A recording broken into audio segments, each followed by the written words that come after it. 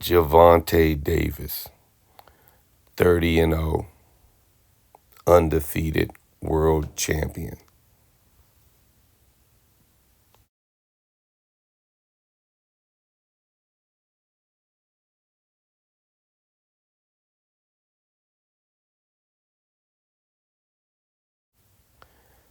Kevin Johnson, 9-3, prospect. Here's a clip of Gervonta Tank Davis getting touched up. Legend has it like nobody's ever touched him up before in sparring against Kevin Johnson.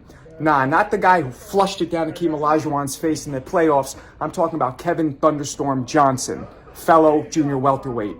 Now, in this clip, as you see, Tank is taking punches and getting flustered and talking back and forth to the other guy's coach and holding like nobody else. Kevin Johnson's known to have done this to many other fighters in the past. Devin Haney, Shakur Stevenson, all of that. So I want to know, do you think this is just a clip of where Kevin releases just a few minutes where he does well? Or do you think that this was happening throughout the entire fight and he just got the better of Tank? And by the way, to see the entire clip and the breakdown in its entirety, go to my YouTube channel. Now, let me hear your comments, guys. What do you think's happening? Hey, what's up, everybody? One coach's opinion. And just remember, it's my opinion, and it's not a fact.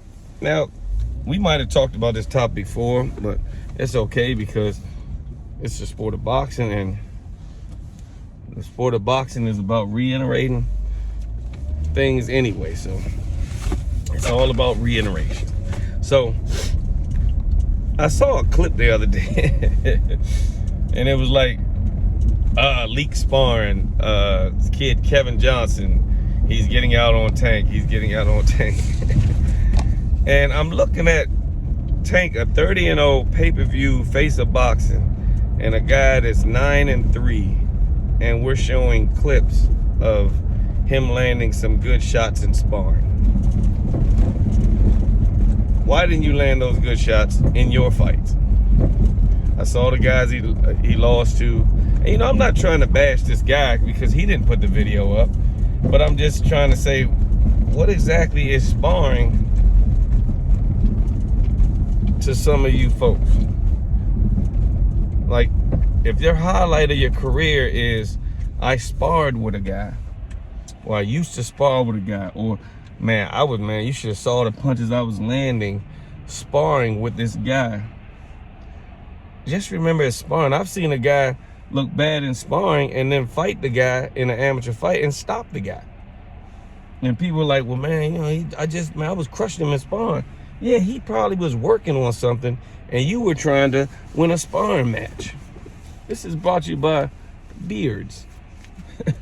Jeez, that mask really does the trick. But anyway, yeah, so think about sparring. A lot of guys, when you get to a certain level, if you're still going in there trying to beat up your sparring partners without working that, what you're working on is a result of you beating up your sparring partners, then what you've been working on works. So I'll give you your credit. But there's no high level guys that go out there and try to beat the crap out of their sparring partners. Number one, most of them might be paying these guys. And if you're paying them, now there are some guys out there like that. Hey, look, I'm paying you so I can do what I want to you. And I mean, you stop me if you can. Yeah, I've seen those guys. But my man Tony Thompson taught a little bit, and he had a sparring partner in camp one time, and the sparring partner was actually getting ready to work with somebody else. And Tony was like, nah, hold up, I need him. What happens if you hurt him? Are you gonna fill in for his spar? I need him for my camp. He's not here to spar you. I'm paying him to spar me, rest, and be able to spar me when I need the work. And when Tony sparred this guy, although I could see the guy was able to give him good work.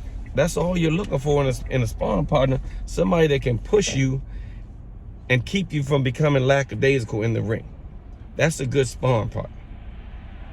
Now, if you're just in there trying to break your sparring partner's ribs and do it, you're going to be going through a lot of sparring partners and a lot of time. Now, if you practicing landing body shots turns into you breaking some guy's rib, then so be it. I mean, that's just the way things happen.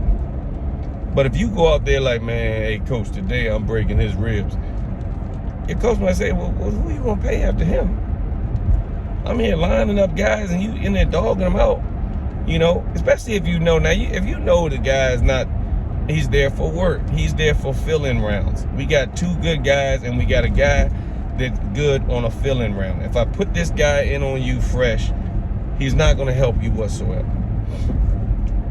But his style, he might have a push type style where he pushes you. He's not all that great, but he will just keep coming forward.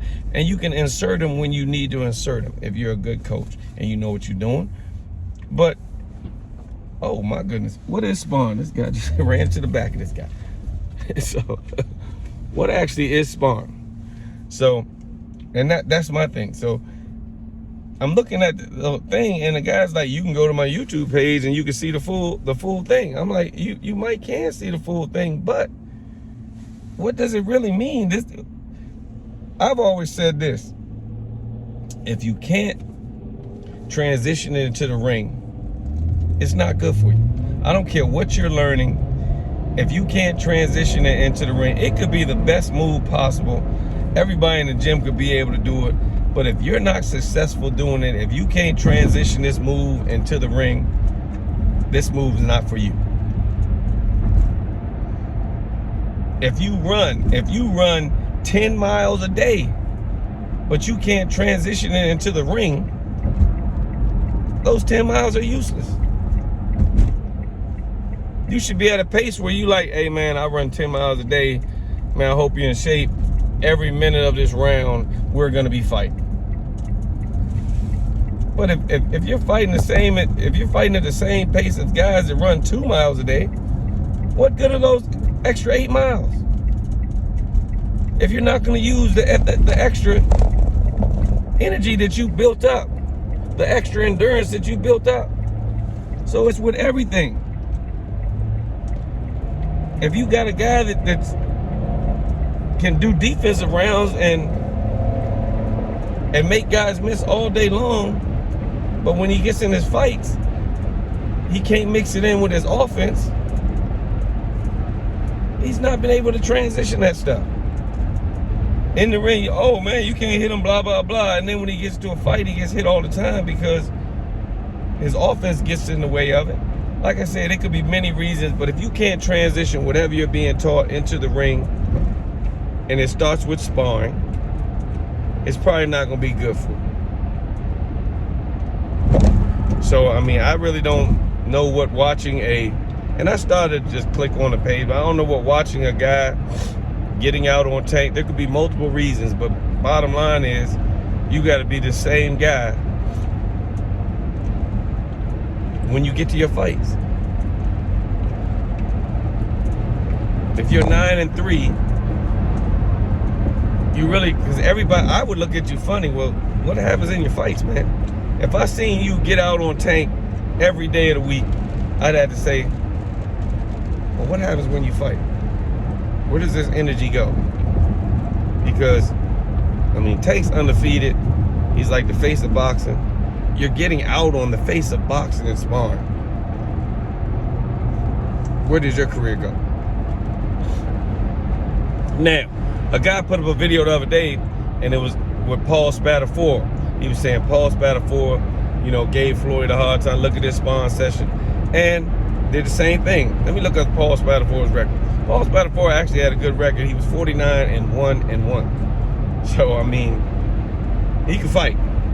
Let's say that. So, if you show me that, then I can say, hey, Paul Spatafora was getting out on Floyd. This is legitimate right here. This guy ended up being 49-1-1. Floyd was 50-0. He just didn't beat Floyd or didn't fight Floyd or his career just went different. But that's way different from a guy that's 30-0 sparring a guy that's 9-3, and you're showing clips of the guy at 9-3. Really, it makes a guy that's 9-3 looks bad to me, because it looks like whatever you're doing in the gym, you're not transitioning your fights. I don't know if it's the bright lights. I don't know if it's your family in front of you. I don't know if it's the glove size. I don't know. And some people, you got to realize when it comes to headgears are tools. Always remember that. A headgear is a tool for you to be able to get hit, protect yourself, and acknowledge the fact that you got hit and do something about it.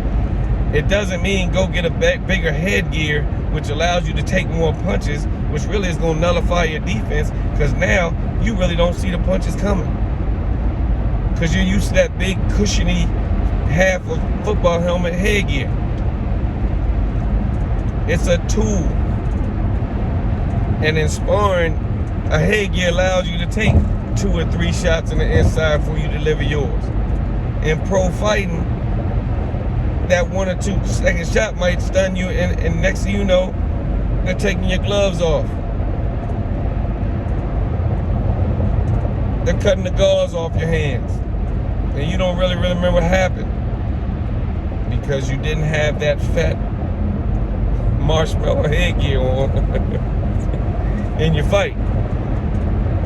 And now remember, you fight Tank in 8-ounce gloves.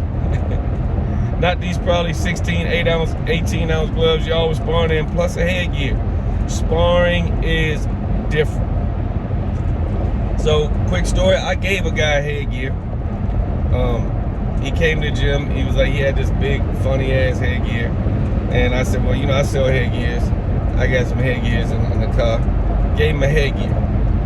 This guy normally comes to the gym, he takes an excessive amount of punches. I let him come to the gym because when my guys are working on stuff, he's good sparring for that. He'll keep coming. I mean, he's not like a punching bag or nothing like that, but he's durable and he works for what I need him to work for, when I need him to work. But I gave him another headgear.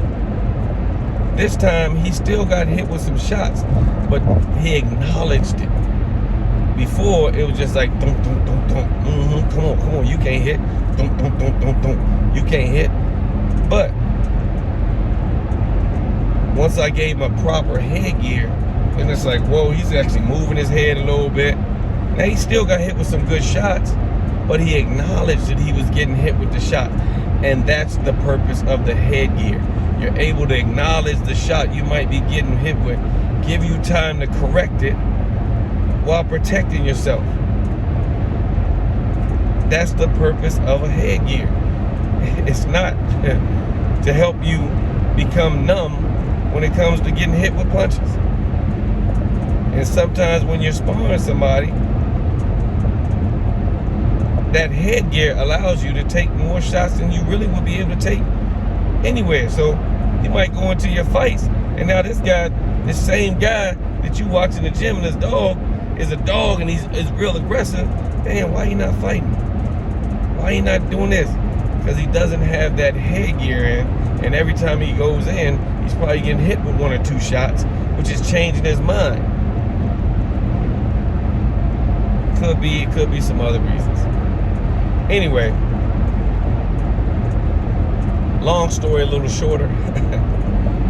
All I'm saying is, watch out for this sparring and thinking, oh yeah, I got on this person sparring and blah blah blah, and I'll fight him because, you know, I sparred him before. Yeah.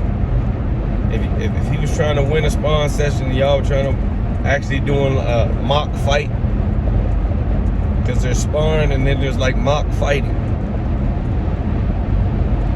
you know. But even in triumphs, even in your best sparring sessions, you should walk away with something that you've learned that day.